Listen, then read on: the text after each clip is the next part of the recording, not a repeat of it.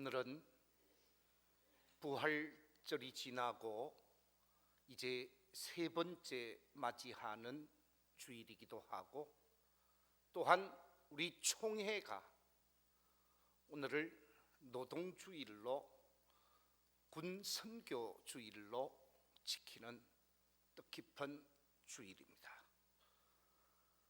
이 주일을 맞이해서 저는 오늘 본문에 기록되어져 있는 말씀 그대로 너는 나를 따르라 하는 제목을 가지고 말씀의 은혜를 나누고자 합니다. 저를 한번 따라해 주시면 감사하겠습니다. 너는 나를 따르라. 한 번 더 하겠습니다. 너는 나를 따르라. 이 시간 하나님 앞에 나와 예배하는 우리 모든 믿음의 가족들이 우리 주님을 따르면서 주님과 함께 아름다운 믿음의 길을 걸어가는 복된 성도들이 되시기를 우리 주님의 이름으로 축원합니다.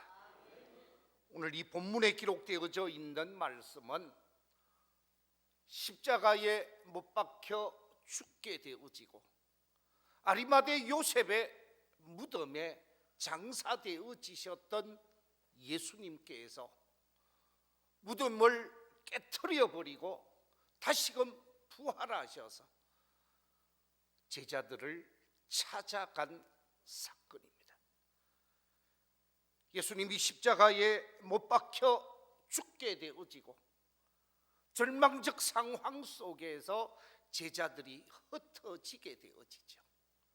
그런 가운데 베드로가 나는 옛날 고기 잡는 바닷가로 가겠다고, 고기를 잡아서 앞으로 먹고 살겠다고 생각을 하고 갈릴리 바닷가를 찾게 되어집니다.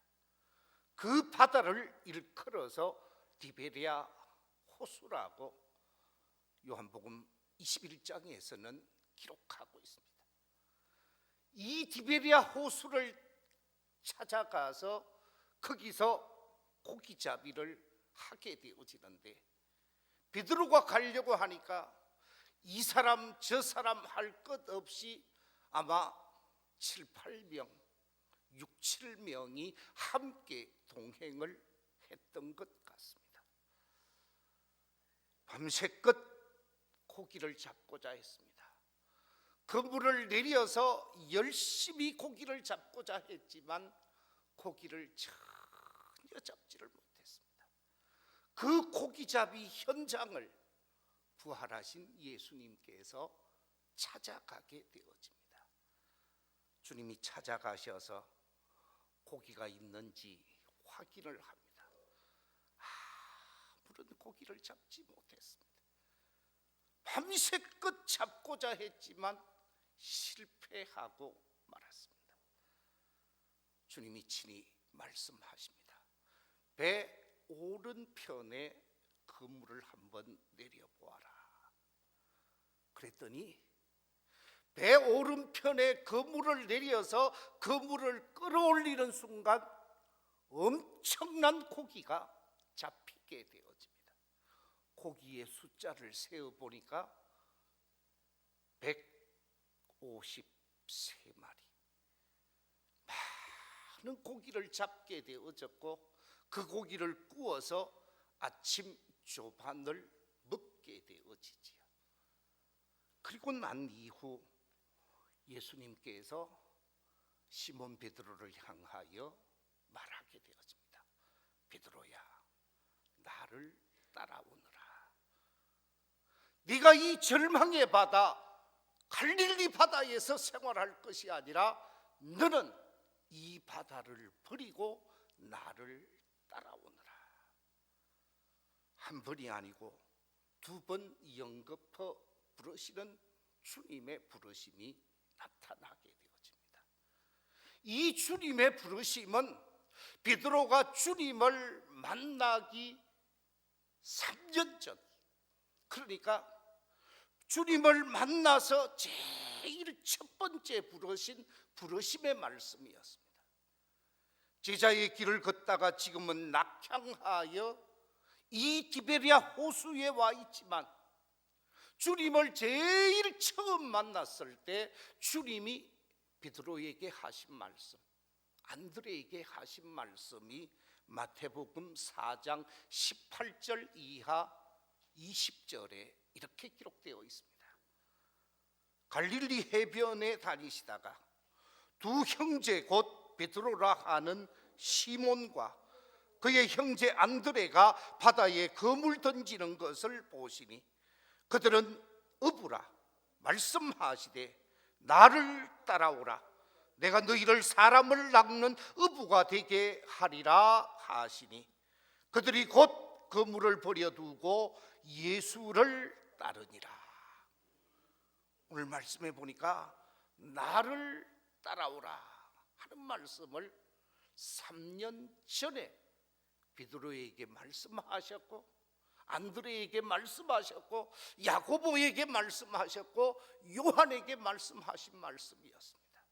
그래서 제자 공동체가 만들어지고 제자 공동체를 통해서 3년간 함께 생활을 하게 되어졌는데 주님이 십자가에 못 박히게 되어지고 아리마대 요셉의 무덤에 들어가게 되어지면서 이 제자 공동체가 그만 깨어져 버리고 말았습니다.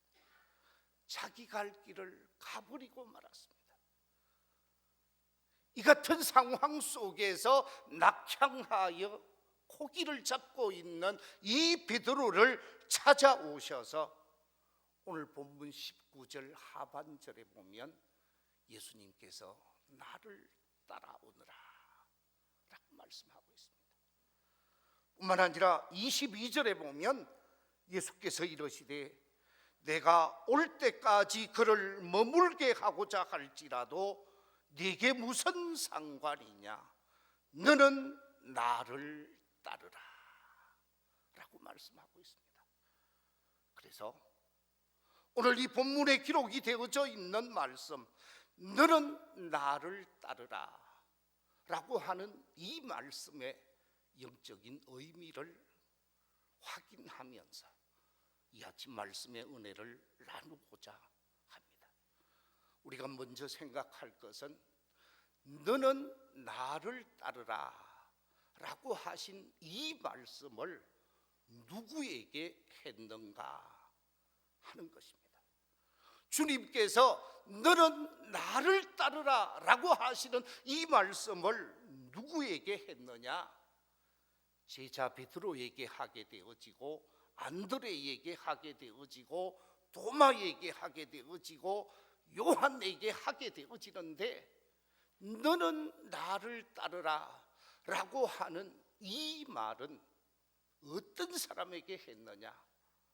우리가 성경을 확인해 보면 주님이 선택한 사람에게 너는 나를 따르라 라고 말씀하고 있습니다. 주님께서 3년 전 처음 베드로를 만나고 안드레를 만나고 야고보와 요한을 만났을 때 그때 하신 말씀이 나를 따라오너라 내가 너희를 사람을 낚는 어부가 되게 하겠다 그러면서 나를 따라오라고 주님께서 3년 전에 이미 제자로 선택했던 사람들이었습니다.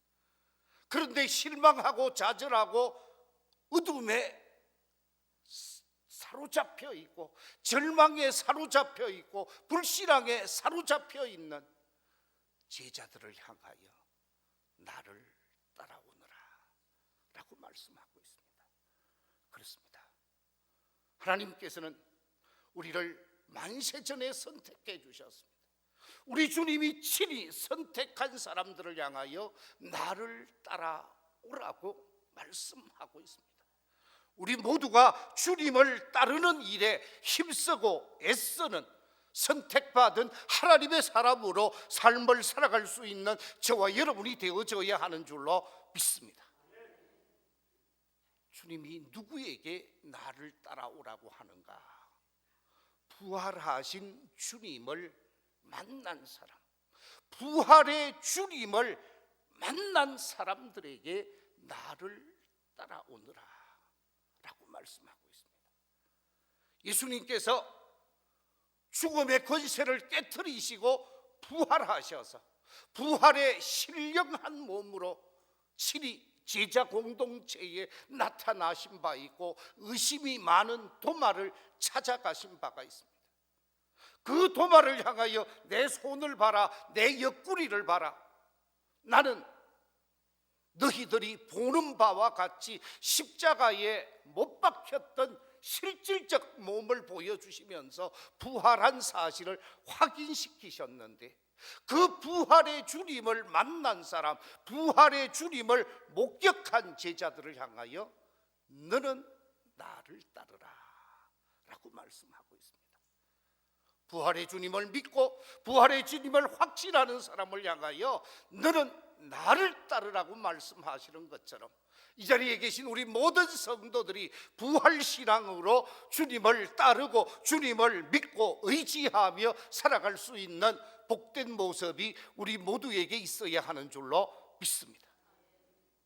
또 한 가지를 생각할 수 있는데, 그것은 다름이 아니라 신실한 사랑의 고백을 하는 사람에게 나를 따르라 라고 말씀하고 있습니다. 오늘 본문 15절 이하 18절 속에 보면 주님이 질문을 합니다. 네가 나를 사랑하느냐? 네가 나를 사랑하느냐? 네가 나를 사랑하느냐? 세 번에 걸쳐서 사랑을 확인하게 되어지고, 이 사랑을 확인하시는 주님의 질문에 시몬 베드로는 아주 진솔하게 고백을 합니다. 주님, 그렇습니다. 제가 주님을 사랑합니다. 제가 주님을 누구보다도 사랑합니다. 제가 주님을 누구보다도 사랑합니다. 오늘 본문 말씀 17절에 보면 이렇게 기록하고 있습니다. 베드로가 근심하여 이르되 주님, 모든 것을 아시오매 내가 주님을 사랑하는 줄 주님께서 아시나이다. 주님께서 내가 얼마나 주님을 사랑하는지 주님 잘 아시지 않습니까? 그러면서 사랑을 고백하고 있는 베드로를 향하여 너는 나를 따르라 라고 말씀하고 있습니다. 이 자리에 계신 우리 모든 성도들이 날마다 우리 주님 앞에 사랑을 고백하면서 주님의 부르심을 받고 주님을 따라갈 수 있는 저와 여러분이 되시기를 우리 주님의 이름으로 축원합니다. 자, 그렇다고 하면 주님께서 너는 나를 따르라 라고 하신 이 말씀의 의미가 무엇이겠습니까? 너는 나를 따르라 라고 말씀하신 이 말씀의 영적인 의미가 무엇일까? 저는 이 말씀을 통해서 묵상하는 가운데 너는 나를 따르라 라고 하신 이 말씀은 바로 주어진 사명을 새롭게 회복하라 하는 음성이라는 사실입니다. 지금 시몬 베드로는 사명의 자리에 있지 아니하고 낙향한 채 과거로 회귀한 상태입니다. 과거 고기를 잡으면서 바닷가에서 음으로 살던 그 자리로 돌아가 있습니다. 사명을 포기해버렸습니다. 사명을 완전히 외면한 채 삶을 살아가고 있었습니다. 이처럼 사명을 외면하고 사명을 포기하고 사명을 완전히 잃어버린 상태에서 바닷가에 고기를 잡고 있는 이 베드로는 이미 3년 전에 사명자로 부름을 받았던 사람입니다.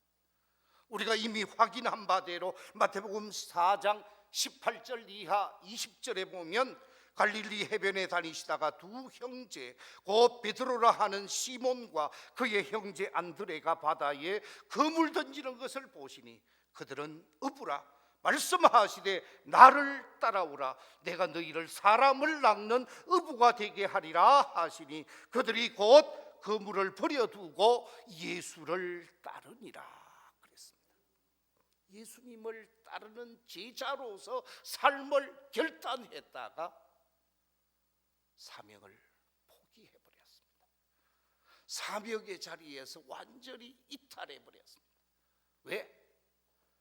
죽음이 두려워서, 십자가가 두려워서, 고난이 두려워서, 여러 가지 상황이 온전치 못해서 결국은 사명의 자리에서 이탈되어졌는데, 그 이탈되어진 베드로를 친히 찾아오셔서 너는 나를 따르라, 사명을 회복하라고 말씀하고 있습니다.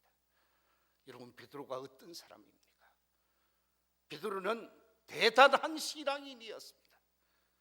누구도 고백할 수 없는 위대한 신앙 고백을 했던 사람이었습니다. 빌립보 지방 가이사라에 갔을 때 예수님께서 자신을 따르는 무리들에게 이렇게 질문을 하지요. 사람들이 나를 누구라고 하느냐? 그러니까 어떤 사람은 세례 요한 같은 사람입니다. 어떤 사람은 예레미야 같은 사람입니다. 어떤 사람은 이사야 같은 사람입니다. 선생님은 선지자 중에 한 사람입니다. 다양한 여론을 주님께 보고를 하게 되었습니다. 그때 만족하지 못했던 주님께서 제자들을 향하여 얘기합니다. 너희들은 나를 누구라고 하느냐? 이 질문을 받게 되어진 시몬 베드로, 그 말이 떨어지자 말자 마태복음 16장 16절에 보면 이렇게 고백하고 있습니다. 시몬 베드로가 대답하여 이르되 주는 그리스도시요 살아계신 하나님의 아들이시니이다. 할렐루야.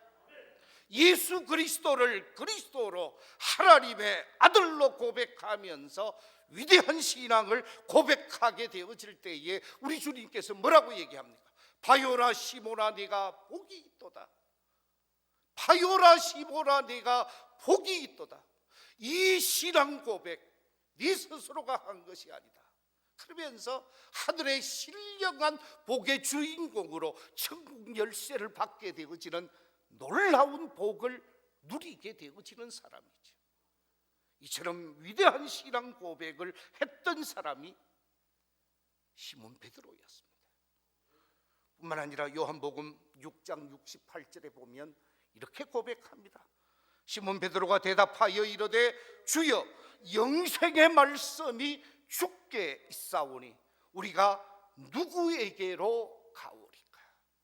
주님만이 영생의 주인공이요 주님만이 구원의 주인공이요 주님만이 우리의 삶의 전부라고 생각했던 사람이 바로 시몬 베드로였습니다. 그런데 십자가 앞에서, 죽음의 칼날 앞에서, 위험 앞에서 그만 사명을 포기해버렸습니다. 오늘날도 이런 사람들이 많이 있죠. 위험 때문에, 시련 때문에, 고통 때문에, 아픔 때문에, 여러 가지 경제적 어려움 때문에 사명을 포기해버리고 절망의 자리에 빠져있는 사람들이 있습니다. 우리 주님은 그들을 찾아가셔서 너는 나를 따르라, 너는 나를 따르라 라고 말씀하시면서 사명을 회복하라고 말씀하고 있습니다. 코로나19로 인해서 우리의 신앙이 많이 다운되어져 있는 사람 없잖아 있습니다. 코로나19로 인해서 신앙을 잃어버리고 사명을 망각한 사람들도 없잖아 있습니다. 세상을 추구하고 세상 속에서 삶을 살고자 하는 사람도 있습니다. 그들을 향하여 주님은 친히 찾아가셔서 너는 사명을 회복하라고 하는 주님의 음성을 듣고 그 사명에 합당한 믿음의 길을 걸어가는 복 있는 성도들이 되시기를 우리 주님의 이름으로 축원합니다. 사명을 외면한 채 삶을 살아가면 잘 될 것 같지만 결코 잘 되지 않습니다.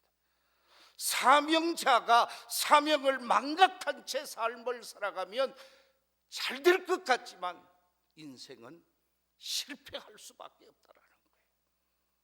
요나는 하나님께로부터 사명을 받게 되어집니다.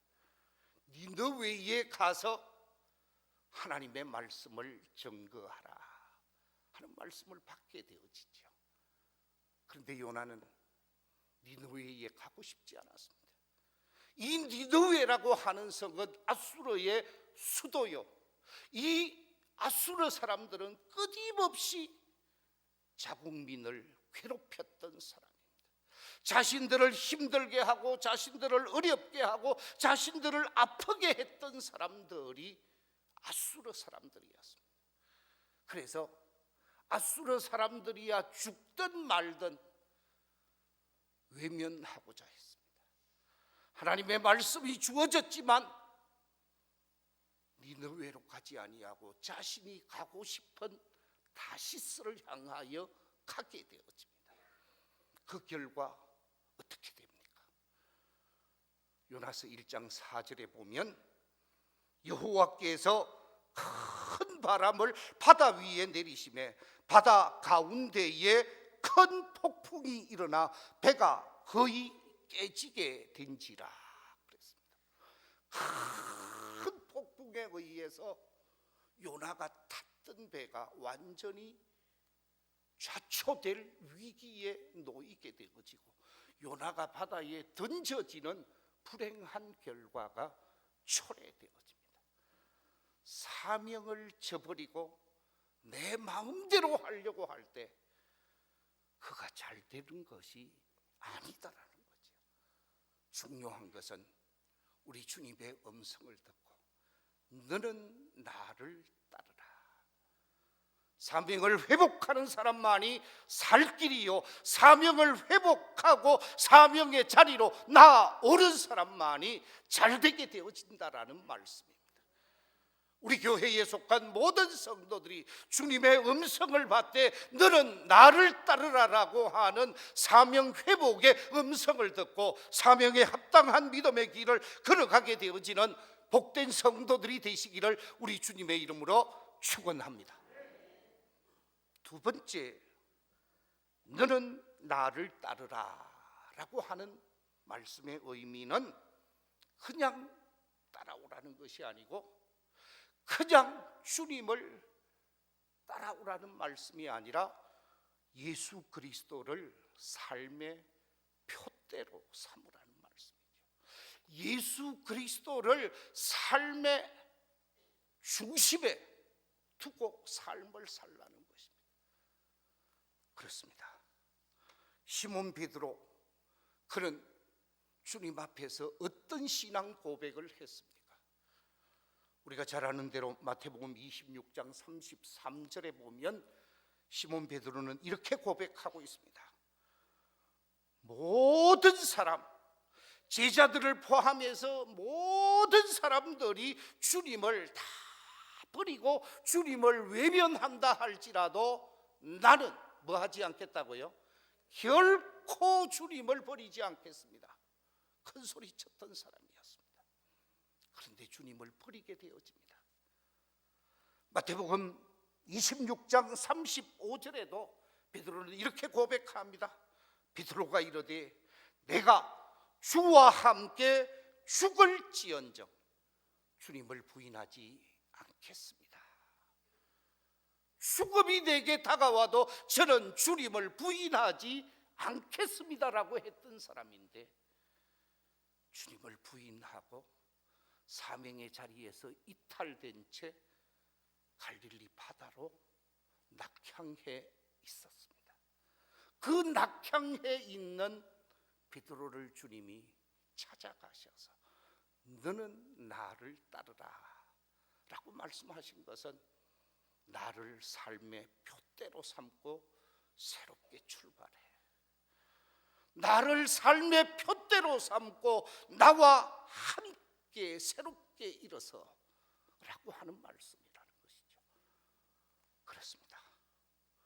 우리가 무엇을 표대로 삼고 삶을 살아가고 있는가, 우리 스스로가 우리 자신을 한번 돌아보았으면 좋겠습니다. 많은 사람들이 세상에 없어질 것에 관해서 표대를 삼고 사는 사람들 많습니다. 많은 사람들이 돈을 삶의 표대로 삼고 사는 사람들이 있습니다. 권력이나 명예나 부귀영화를 절대적 삶의 표대로 삼고자 하는 사람들이 우리 주변에 얼마나 많은지 모르겠습니다. 그래서 돈의 노예가 되어져서 열심히 돈을 벌고자 합니다. 그러나 여러분, 돈이 사람을 따라오게 해야 되는 거지, 사람이 돈을 쫓아가면 그 인생은 결코 형통한 인생이 될 수가 없다라는 말씀입니다. 우리 주님께서는 제자 베드로를 향하여 절망 속에 있고 좌절 속에 있고 시리에 빠져 있는 이 베드로를 향하여 너는 나를 따라오라고 하면서 주님을 표대로 삼으라고, 주님을 삶의 목적으로 삼으라고 말씀하게 되어집니다. 돈이나 권력이나 명예가 우리의 표대가 되어지면 우리의 인생은 허무할 수밖에 없습니다. 헛될 수밖에 없다라는 거죠.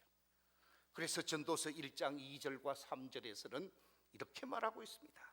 전도자가 이르되 헛되고 헛되며 헛되고 헛되니 모든 것이 헛되도다. 해 아래에서 수고하는 모든 수고가 사람에게 무엇이 유익한가? 그렇습니다.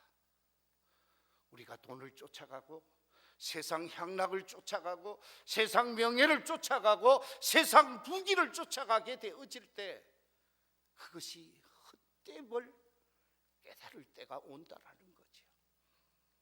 전도서 6장 2절에서도 이렇게 증언하고 있습니다. 어떤 사람은 그의 영혼이 바라는 모든 소원에 부족함이 없어 재물과 부요와 존귀를 하나님께 받았으나 하나님께서 그가 그것을 누리도록 허락하지 아니하셨으므로 다른 사람이 누리나니 이것도 헛되어 악한 병이로다. 무슨 얘기입니까? 열심히 수고하고 애쓰고 노력해서 권력도 얻고 명예도 얻고 많은 재물을 얻게 되어지지만 그 많은 재물, 많은 부귀영화를 자기가 누리는 것이 아니라 자기가 누리지 못함을 우리는 많이 보게 되어진다라는 거예요. 그래서 경상도 말로 뭐가 빠지도록 노력을 해서 이루어 놓은 재산, 나중에 보면 자녀들이 방탕한 삶으로 탕진하는 그와 같은 삶을 말씀하면서 오늘 이 전도서 6장 2절에서는 헛되다라고 말하고 있습니다. 사랑하는 성도 여러분, 우리는 헛된 것 추구하고 무의미한 것에 관심을 둘 것이 아니라 예수 그리스도가 내 삶의 표대가 되어지고 예수 그리스도가 내 삶의 전부가 되어져서 그분을 쫓아가며 그분 중심의 삶을 살게 되어질 때 마지막 날에 우리 주님께로부터 축복의 주인공이 되어진다라는 말씀입니다. 우리 함께 고린도전서 3장 12절 이하 15절 말씀 같이 한번 읽어보겠습니다. 시작.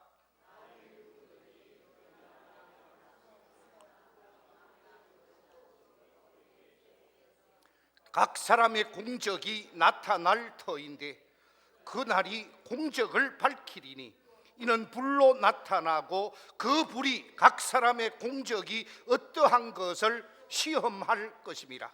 만일 누구든지 그 위에 세운 공적이 그대로 있으면 상을 받고 누구든지 그 공적이 불타면 해를 받으리니 그러나 자신은 구원을 받되 불 가운데서 받은 것 같으니라. 무슨 얘기입니까? 우리 인생의 공적, 우리 인생의 업적을 금으로, 은으로, 동으로 여러 가지로 쌓게 되어진다는 거죠. 권력의 업적을 쌓고 명예의 업적을 쌓고 돈의 업적을 쌓고 대단한 것을 쌓게 되어지지만 마지막 우리 주님께서 이 땅에서 심판하실 때, 불로 심판하시되 그 불에 의해서 다 타버릴 것은 남는 것이 아무것도 없다라는 거죠. 그런데 불로 태워도 결코 타지 않은 정금 같은 믿음이나 우리 주님을 향한 아름다운 헌신과 충성은 없어지지 않는다라는 거예요. 마지막 주님 앞에 남을 수 있는 아름다운 업적을 가지는 것이 중요한 것이지 이 세상 속에 불타고 없어질 것에 관심을 두지 말라는 것입니다. 바라옵기는 우리 교회에 속한 모든 성도들이 세상에 불타 없어질 것에 관심을 두는 것이 아니라 우리 주님이 삶의 표대가 되어지고 주님이 삶의 전부가 되어져서 주님과 더불어 함께하면서 주님의 나라에서 면류관의 주인공이 되어지는 복된 성도들이 되시기를 우리 주님의 이름으로 축원합니다. 기도하겠습니다. 하나님 아버지 감사합니다. 너는